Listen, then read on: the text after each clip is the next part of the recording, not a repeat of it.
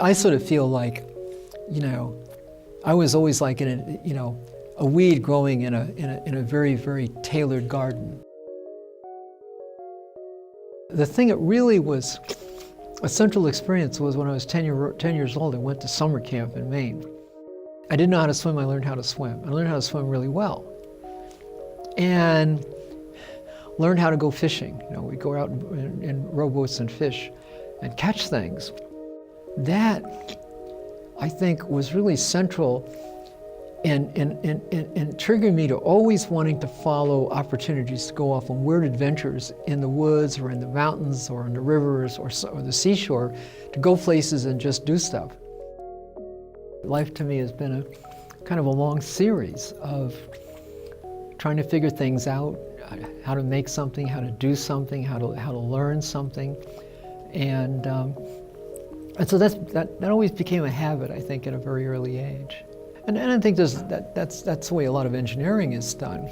You can't figure out how to cross that river, but you want to cross that river, and you're trying to figure out stepping stones, a bridge. How do you make this? How do you make that? Somewhere along the line, all of a sudden, things fall in place, and you see the pieces you can put together to cross the river.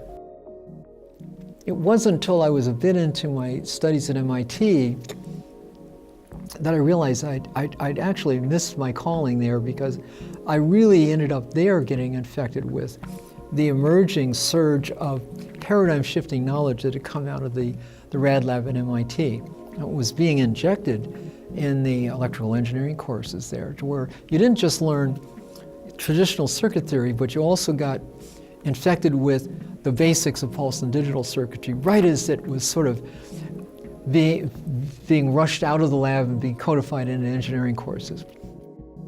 I think that something magical happened in the spring of 1977, when there was kind of an epiphany of realization about how to build the stepping stones to cross that river, how to see the pieces that you needed to put together.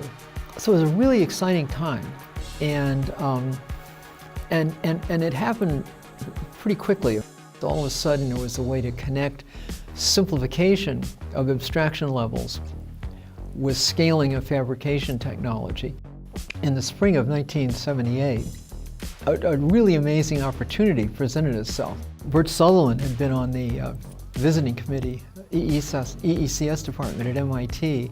He ended up working out an arrangement where I could go back to MIT and be a visiting faculty member and try a dry run of the book, sort of the whole course, in prototype form, to see how this would work and to explore it and to try it out.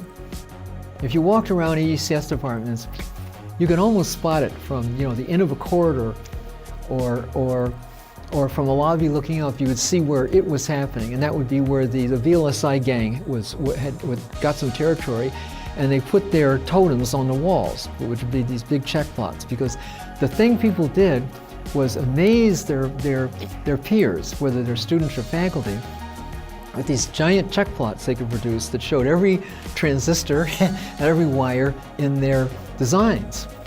And so these were all over walls everywhere. So this now, you see, took on the atmosphere of being a movement. and it was really interesting how this all kind of cohered.